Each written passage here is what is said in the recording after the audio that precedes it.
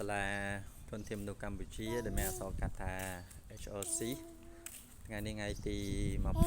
27ចុងខែ2ហើយចិត្តដាច់ខែហើយនៅសល់តែមួយថ្ងៃទៀតទេអ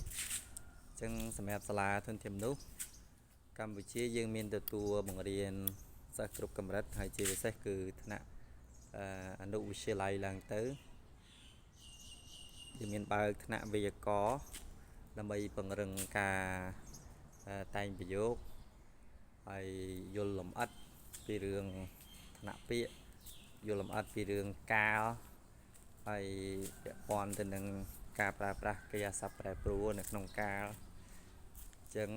បងប្អូនណាដែលមានចំណាប់អារម្មណ៍ចង់សិក្សាថ្នាក់វេយ្យាករណ៍អាចមកសាកល្បងនៅសាលាធនធានមនុស្សកម្ពុជាបានហើយថ្នាក់វេយ្យាករណ៍យើងមានដំណើរការនៅវេនថ្ងៃម៉ោង11ដល់ម៉ោង1ហើយនឹងវេនល្ងាចម៉ោង6ម៉ោង7